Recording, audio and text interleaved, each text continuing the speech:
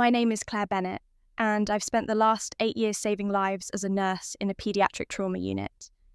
You learn a lot in a place like that about pain, about hope, about the things that break people and the things that hold them together. But nothing I saw at the hospital could prepare me for the kind of wound family can leave. A year ago, I still believed loyalty mattered. That family was a safe place.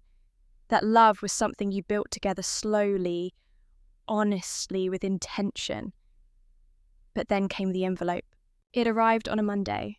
I remember because I had just come off a 14-hour shift, bone-tired and emotionally wrung out. My feet ached, my scrubs smelled like antiseptic and baby shampoo, and my mind was already trying to forget the toddler we couldn't save that morning. I was halfway through reheating leftover lasagna when I saw the thick, cream-coloured envelope on my doormat. My first thought, who even uses snail mail anymore? Then I saw the names written in elegant calligraphy, Evelyn Brooks and Damien Scott. The lasagna slipped from my fingers and hit the floor with a dull, wet thud. Not only had my older sister stolen the man I was planning to marry, she was now inviting me to their wedding. And not just any wedding, my wedding.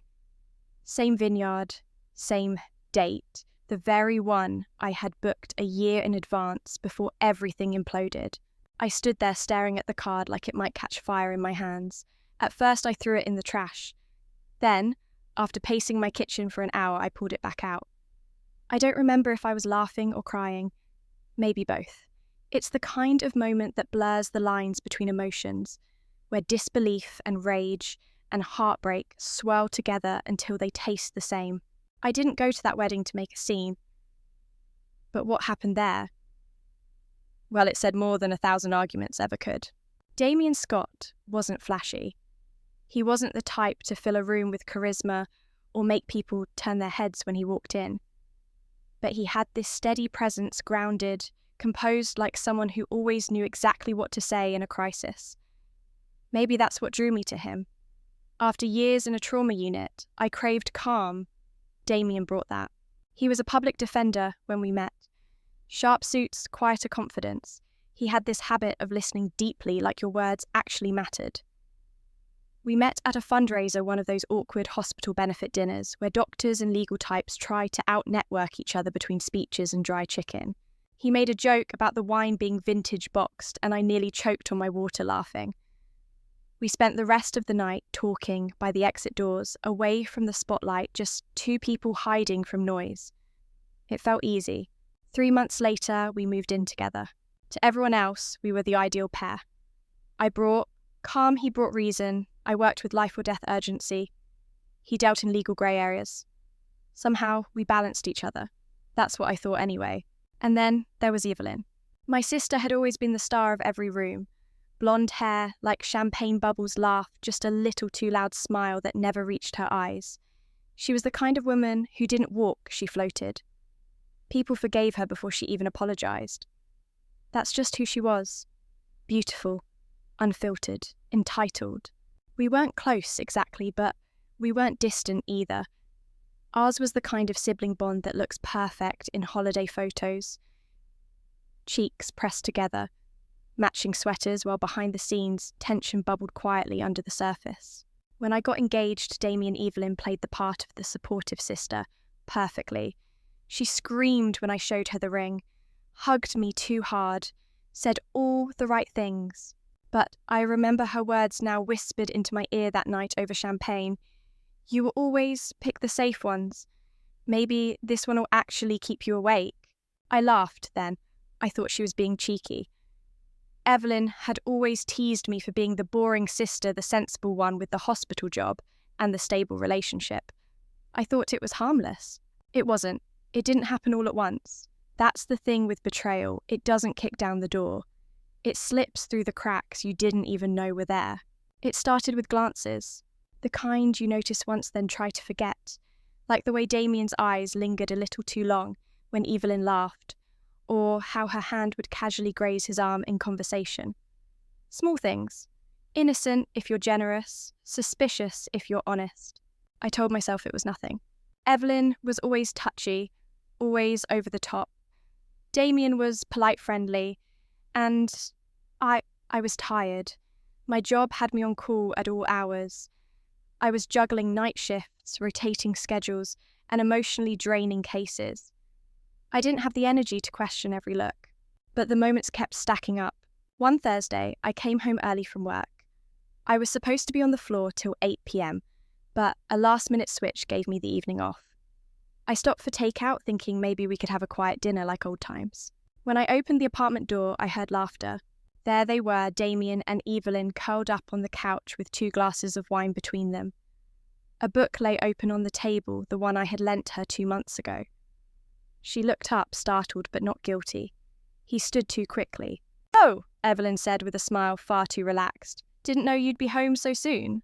Returning a book, I asked, forcing a smile. "Yeah, just stayed for a glass." Damien chimed in like it was rehearsed. But the air in the room had shifted. Everything felt off. The wine, the laughter, the shared space that suddenly felt like it wasn't mine anymore. That night, Damien was quiet. No questions about my day, no warmth in his voice. He lay in bed beside me, scrolling on his phone as if I wasn't even there. Over the next few weeks, I felt him pull away so subtly it almost seemed natural. His phone was always locked face down. He started working late. Case overload, he'd say. Then came the weekend trips, client retreats, firm obligations, networking events. When I asked questions, his answers turned sharp. "Why are you being paranoid? Do you not trust me? Is this about Evelyn again?" I started doubting myself, wondering if I was too jealous, too insecure. I had always been the level-headed one. I didn't want to become that girl, the one who snoops, the one who interrogates. But deep down I knew something was broken. Something had shifted between us and no one was saying it out loud. Until one night, sitting across from me at the dinner table, Damien looked up and said, "Claire, I think we need some space. I'm not sure I feel the same anymore." No anger, no yelling, just that, like ending us was a polite decision. 2 weeks later, half his clothes were gone. His key was on the counter. Not the breakup itself, not the neat way Damien exited our life like he was just closing a door behind him, but the void he left. An echo in every corner of the apartment, like his presence had been vacuum sealed and removed, leaving behind only shadows. I went through the motions, got up, went to work, monitored vitals, cleaned wounds, smiled at terrified parents. But inside I was empty. Every smile felt glued on, every shift was survival. I didn't talk about it. Not with co-workers, not with friends, and especially not with my parents who thought Evelyn and I were still the kind of sisters who borrowed each other's sweaters and baked cookies during holidays. I kept it all inside, until the night I opened Instagram. I wasn't even looking for anything. I had just finished a 10-hour shift and wanted noise to drown out my thoughts. But there it was, tucked inside Evelyn's story. A photo, blurry and bright, snapped at some rooftop bar. Evelyn was front and centre, grinning like she'd just won an award. And Damien, his arm was around her shoulder. His hand was resting casually, confidently on her thigh. It felt like the breath had been knocked out of me. Like someone had pressed rewind on my heartbreak and hit play again, only louder this time. I stared at that photo for minutes, maybe hours. My stomach churned, my eyes burned. I tapped through her other stories, laughing selfies, cocktail clinks, a boomerang of them dancing under pink neon light. It wasn't just a fling, it was flaunting. I messaged her. "Is this a joke?" No reply. I called, straight to voicemail. The next morning she blocked me. Blocked me. The woman who used to braid my hair for school pictures, who swore we'd be each other's bridesmaids, who whispered secrets under blanket forts when we were kids. Now she was pretending I didn't exist. The days after that blurred together. I wasn't sleeping. Could barely eat. I existed in grayscale. Everything around me moved, but I stayed still, like a ghost in my own life. The only place I felt remotely human was during code blues at the hospital, because then everything was loud and immediate and urgent. There was no space for pain, only action. That's when I first noticed Dr. Julian Ward. He was new, a trauma surgeon on temporary rotation while one of our regulars was out on paternity leave. He was tall, broad-shouldered, with a quietness that felt intentional. Not shy, just steady. He didn't speak unless it mattered, and when he did, it was always the exact thing you needed to hear. At first, I barely noticed him. I didn't have space in my brain for curiosity, let alone attraction. But he started showing up. Not in obvious ways. He wasn't flirtatious, he didn't linger. But I'd find him in the same elevators, the same break rooms, the same cafe across the street where I went to breathe between shifts. He'd offer a second coffee without asking, or ask about a patient I'd mentioned days ago. And then one night, without planning it, we sat in my car in the parking lot, talking for over 2 hours. No agenda, no flirting, just two tired people unraveling quietly. That night, for the first time in months, I felt like I could breathe again. Not completely, not without ache, but enough. I didn't tell Julian everything at once. It came out in fragments, little bits like puzzle pieces I wasn't even sure I wanted to put together again. A name here, a memory there, a story I hadn't told anyone because I hadn't been ready to hear it myself. But he listened, every time. No interruptions, no advice, just silence that felt like space instead of judgment. I remember the night I finally showed him the invitation. We were sitting on a bench outside the hospital, still in scrubs, the air heavy with spring rain that hadn't started yet. I pulled the card from my bag, crease slightly coffee-stained but still intact. I handed it to him like it was evidence. He studied it like a case file. Same date, same venue, I said. I picked that vineyard. She didn't even change the caterer. He was quiet for a moment, then asked, "Are you going?" I let out a sharp laugh. "God, no, why would I?" Julian didn't smile, didn't react the way I expected. He just looked at me level. "You should." I turned to him. "What?" "Go," he said calmly. "Let them see you. Let them know what they gave up." I stared at him. "You think I should crash their wedding?" "Not crash," he said. "Attend. You were invited, weren't you?" I blinked. "Julian, that's not who I am." "No," he said, "but maybe it's who they think you aren't. Maybe it's time to prove them wrong." I didn't respond. I just sat there watching a leaf swirl down onto the pavement. But later that night, brushing my teeth in the dim light of my bathroom mirror, I caught my own reflection, and for the first time in months, I didn't see someone fragile. I saw someone tired of being written out of her own life. So I RSVP'd yes, not for revenge, not to make a scene, but because I deserved to walk into that place, like I wasn't the aftermath of someone else's choices. The weeks that followed felt deliberate. I bought a dress, a navy silk wrap that fit like it had been sewn just for me. Nothing flashy, but it made me feel like I belonged in my own story again. Julian had his suit tailored not for show, but out of respect for the moment.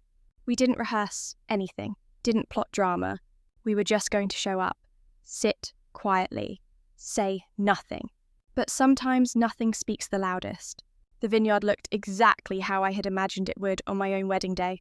Rolling green hills, rows of white chairs lined with satin ribbon, ivory linen tents fluttering gently under the Virginia sun. Even the archway was the same one I had bookmarked in a wedding planning folder that I hadn't had the heart to delete. Evelyn hadn't just taken Damien. She'd taken my vision, my date, my venue, my dream, and stitched it onto herself like a second skin. Julian and I arrived 10 minutes late intentionally. The ceremony had already begun.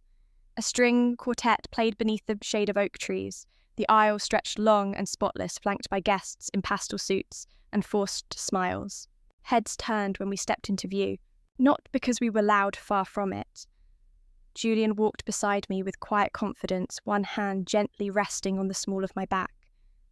I didn't look around, but I could feel the whispers ripple through the rows like wind through tall grass. We weren't on the program. We weren't supposed to exist, but there we were. I took a seat without flinching. At the altar, Evelyn stood like a magazine bride lace gown, clinging to her like it had been glued on hair swept up in a soft, expensive updo. Her smile was radiant, polished, and completely empty. Beside her stood Damien, jaw clenched, skin pale, eyes darting. I recognised that look. I had seen it before on his face when a courtroom verdict didn't go his way, when he was losing. The officiant began a speech about love and timing and second chances. Everything felt rehearsed, like someone had printed out a Pinterest wedding and hit play. Then Evelyn did what Evelyn always does. She made it about herself. She turned to the guests, her voice overly bright. "Before we exchange vows," she said, grabbing the microphone, "I just want to say something quick." I felt Julian's posture straighten beside me. My own breath tightened. Evelyn scanned the crowd with practiced drama, and then her gaze locked on mine. "It's kind of funny," she said a little too loudly. "Damien actually proposed to my sister first." A few people chuckled, nervous, unsure. Most shifted uncomfortably. I guess Evelyn continued with a small triumphant smirk. I was the right match all along. The silence after that was sticky, awkward. I felt heat rush up my neck, not from shame, but from how predictably small the moment was. Her big reveal, her victory lap. And then Julian stood up. No grand gesture, no anger. He simply adjusted his jacket, stepped into the aisle and said in a voice smooth and unshaken, "Actually, I'm her upgrade." You could feel the air leave the tent. The quiet wasn't awkward. It was surgical, precise, intentional.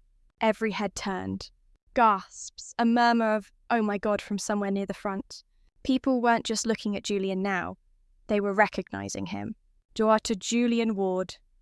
The Ward name, the one etched into medical research grants and surgical endowments. The name that held quiet power in any room it entered. Evelyn's face faltered, her smile twitched. Damien looked like he'd been hit with a gavel. Julian sat down again beside me, calm, neutral. He didn't reach for my hand. He didn't need to. The message was already delivered. And I didn't say a word. The ceremony wrapped up like a performance that had lost its audience. There was polite applause, but it felt forced, like everyone was clapping because they were supposed to, not because they believed in what they'd just witnessed. Evelyn rushed through her vows. Her voice cracked once, then again. Damien didn't meet her eyes the entire time. The officiant mumbled a rushed conclusion, and just like that, they were married. Officially, unimpressively. Julian and I followed the crowd to the reception tent, a sprawling structure draped in sheer fabric and overflowing with florals.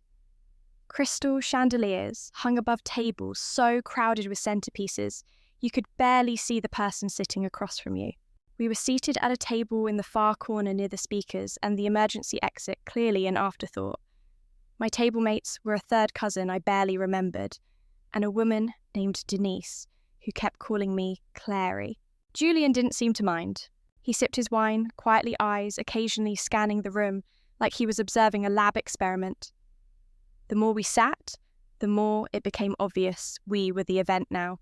The whispers, the sidelong glances, the pointed stares masked as casual curiosity. No one had expected me to come. Certainly not like this. The toasts began. One of Evelyn's bridesmaids stumbled through a speech about trusting the journey, which ended with her spilling half a mimosa onto her note cards. Damien's best man gave a cringy joke about second chances that fell flat like a balloon at a funeral. I said nothing, but I felt everything. The tension, the attention, the subtle shift in power. I wasn't the heartbroken ex anymore. I was the disruption they hadn't planned for. And then, as the music shifted into a slow instrumental, Julian stood and held out his hand. "May I?" I nodded. We moved to the dance floor. No dramatics, no spotlight, just slow, measured steps, two people moving in quiet rhythm. And for the first time in a long time, I didn't feel like a footnote in someone else's story. I felt present, real, whole. Then from across the room, I saw Damien, lingering near the bar, eyes on me, watching. Eventually, he made his way over, slow, cautious. He waited until Julian gently stepped aside, then motioned me toward a quiet corner near the tent entrance. We stood just out of earshot, the sounds of cutlery and laughter muffled in the background. He didn't speak at first, just looked at me. "You look different," he said finally. "I am," I replied. He nodded like that was the answer he expected, but not the one he wanted. "I didn't think you would come," he said. "I almost didn't," I admitted. He glanced down. "I know things move fast with Evelyn. I didn't mean for it to happen that way. I didn't mean to hurt you. But you did." "I know," he sighed. "I handled it badly. You didn't deserve that." I believed he meant it, in that moment at least, but I also knew it didn't matter. "You could have told me," I said. "You didn't have to lie. You could have left clean." He looked away. I know, but knowing wasn't the same as doing. And he wasn't here for closure. He was here to rewrite his version of events, to soften his role, to make his guilt more palatable. I hope you're happy, he said. I didn't respond. I turned and walked back to the table where Julian was already waiting, steady as always. Behind me, Damien stayed in the shadows, quietly trying to figure out how he'd lost something he never really valued until it was gone.